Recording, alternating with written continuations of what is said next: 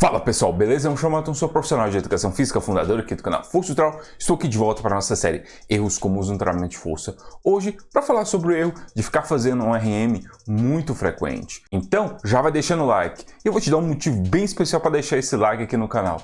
Porque o canal Força Neutral é o único canal no Brasil 100% dedicado a falar sobre o mundo da força. Aqui a pegada é treinamento de força, strongman, powerlifting e halterofilismo. Então, de verdade, pelo mundo da força, deixa esse like aí. Se tu não for inscrito, se inscreva e compartilhe para dar uma moral aqui ao canal Força Neutral, beleza? Seguindo, só lembrando que anteriormente foi falado sobre o erro de treinamento funcional. Mais especificamente, aquela ideia de ficar replicando o gesto motor de um determinado esporte dentro da academia. Aquele negócio, né, de pegar um halterzinho e replicar ali o gesto motor do tênis. Essas coisas. Então, esse vídeo está bem legal, depois dá uma conferida. Eu vou deixar no primeiro comentário fixado o link da playlist, aí vocês dão uma conferida e ver todos os vídeos aqui dessa série, beleza? E se vocês não estão entendendo essas coisinhas aí, no final do vídeo eu vou explicar. O que nós veremos aqui nesse vídeo? São dois slides só, bem simples.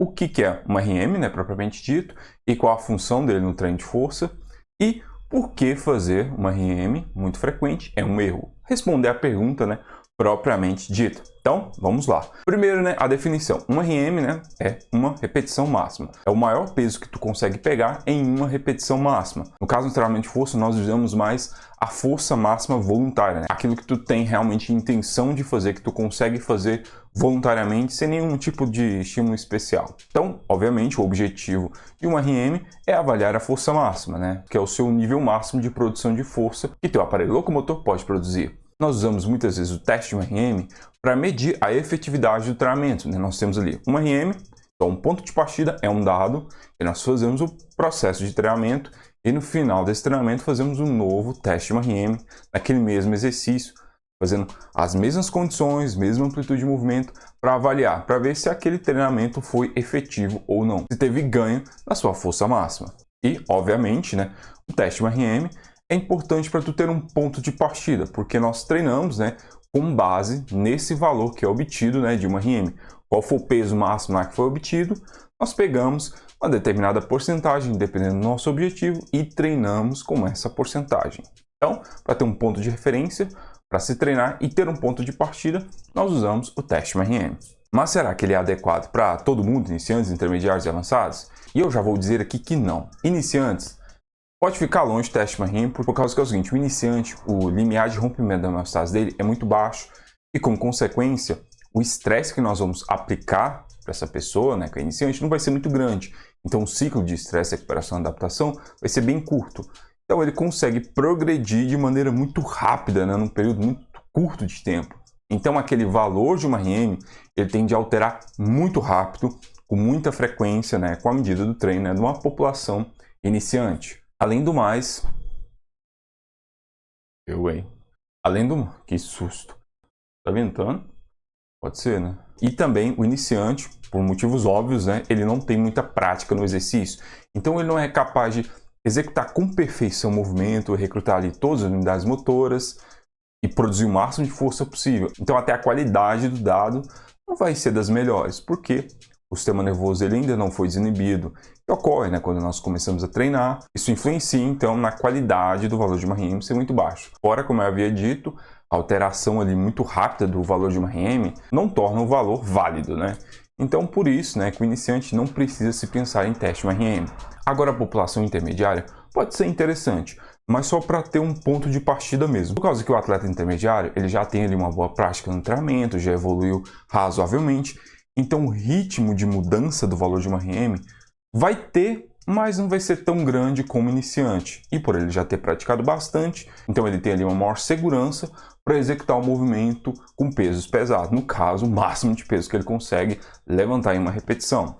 Então, para intermediários, só para ter o valor ali de referência para iniciar um novo programa de treinamento, pode ser uma boa. Agora, avançados, aí sim a situação de maior aplicabilidade, porque o indivíduo avançado já evolui muito, já passou por todas as etapas do treinamento, e aí o limiar de rompimento da homeostase dele é muito alto. Então, o valor de uma RM dele não vai alterar muito, vai alterar muito pouco, marginalmente. Então, aquele valor ali respectivo, relativo à força máxima, ele vai ser mais preciso em comparação a iniciantes e intermediários. Então, por não haver tanta variação no valor de uma RM, e ele ter, obviamente, muita prática, o valor de uma RM pode ser bem interessante. E uma situação também que o valor de uma RM que é útil, que não está aí no slide, é no caso de competições de powerlifting, halterofilismo, ou mesmo de strongman, que tem ali alguns eventos que vai ser eventos máximos. Nesse caso, uma RM é útil, mas por causa então da especificidade, que vai ser avaliado em competição a sua capacidade de produzir o máximo de força em uma repetição. Então, tu tem que planejar o treinamento para no dia da competição estar o melhor possível nessa habilidade de produzir força em uma repetição. Então, fazer uma RM é uma habilidade que é treinável. Então, vamos seguir. Como propriamente dito, responder por que fazer uma RM muito frequente é um erro. Uma RM, a força máxima, ela tem algumas características bem peculiares que nós temos que observar. Primeiro ponto é o alto estresse geral no organismo. Por mais que não tenha um volume muito grande, a unidade de esforço, a fadiga por unidade de esforço dele é gigantesca. Uma série de força máxima, ela vai demandar bastante tempo para se recuperar.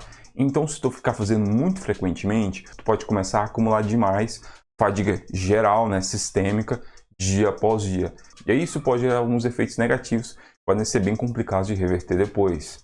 Risco ao tecido conectivo, como tendões e ligamentos.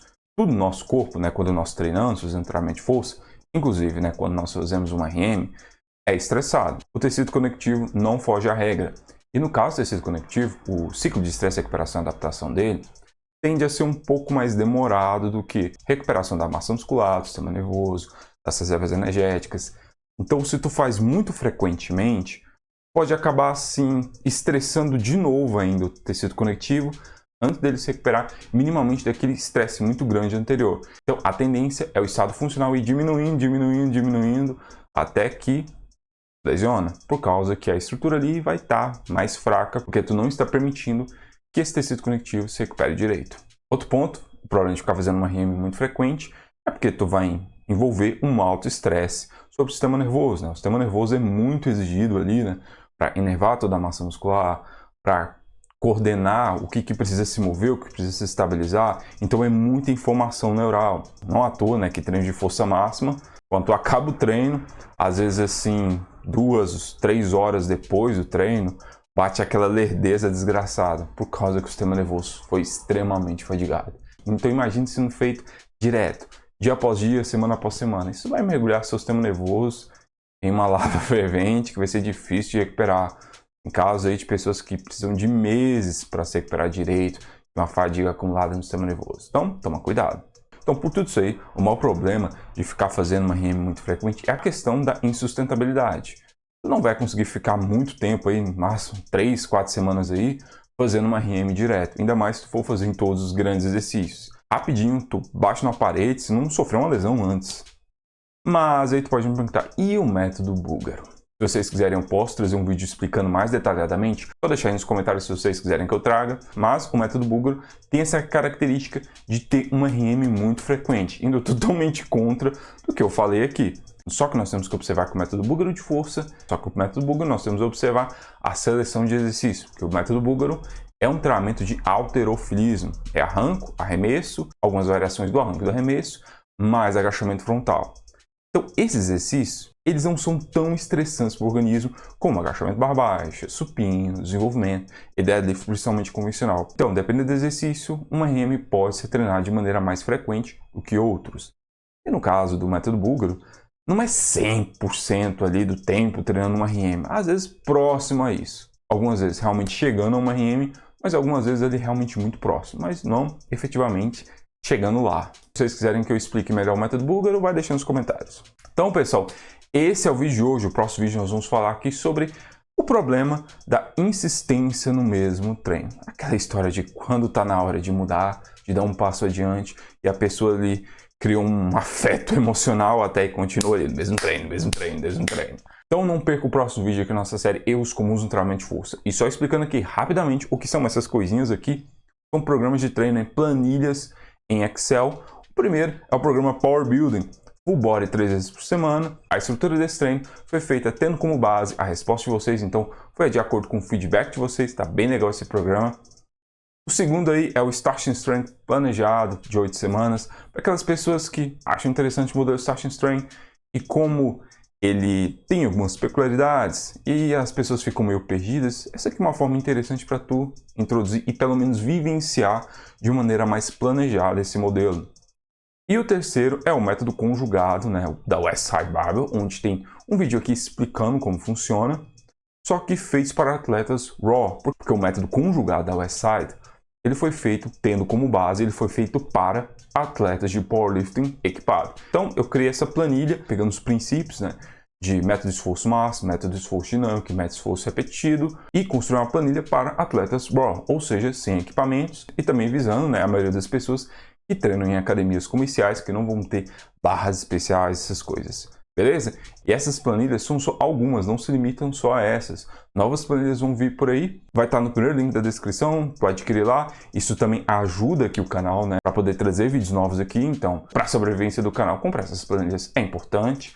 Agradeço desde já, agradeço todos os membros, os inscritos recentes, os inscritos antigos. Fiquem com Deus e sempre, absolutamente sempre, seja esforço tudo que fizeres e até a próxima. Valeu!